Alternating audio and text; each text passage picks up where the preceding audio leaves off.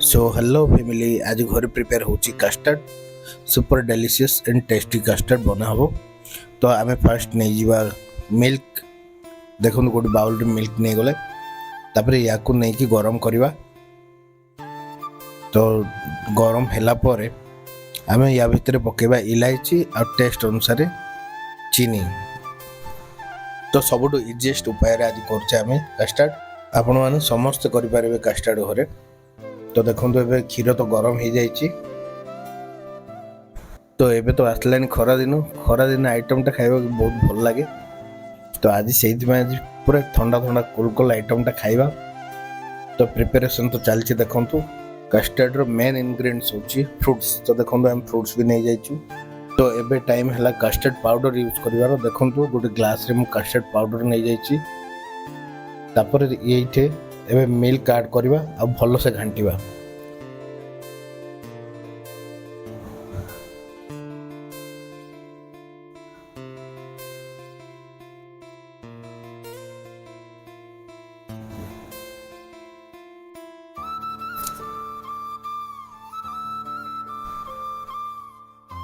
तो एबे ग्लास रे मिल्क सहित मिक्स करवा कस्टर्ड पाउडर टा। तापर ऐड कर दा थरे सही बाउल रे सब मिक्सटा। तो एबे प्रॉपर्ली मिक्स करवा देखो पाउडर को मिल्क।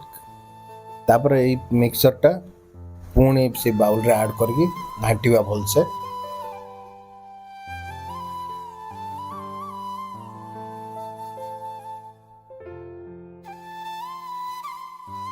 तो देखो एबे ऐड कर देछि से मिक्सर मिल्क रे। एबे भल रे मिसेइबा ताकू।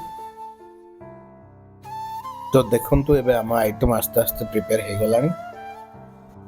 तो एबे ई मिक्स को आम फ्रूट सहित मिक्स करवा ऐड करवा गोटे बाउल रे पुणी।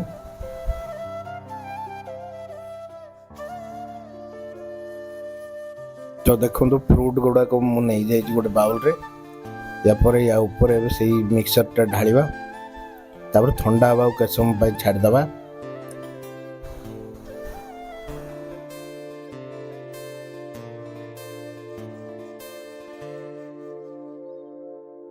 आम आइटम एबे 90% पूरा रेडी।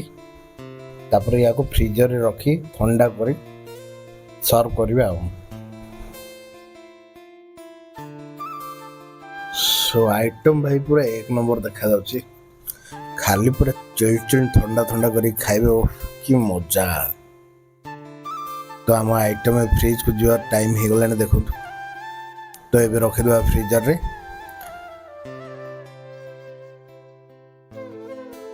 आपण छोट छोट बाउल करके भी रखी पारे फ्रीजर रे। आम किंतु घरे करछु बोली गोटे जगह कर देइछु। आइटमटा किंतु घरे ट्राई करंतु बहुत टेस्टी आ बहुत कम समय भितर भी रेडी हो जाउची। आ एई पाउडरटा भी अवेलेबल रहउची मार्केट रे। ओनली फ्रूट्स पिला मानक भी बहुत बढ़िया जिंस। तो आम घर तो समस्त लाइक करंती कस्टर्ड। आपण मान केमती लाइक करंती मते कमेंट रे जणाबे। आ केते समय पर तो पूरा रेडी हो जिवो हमरो।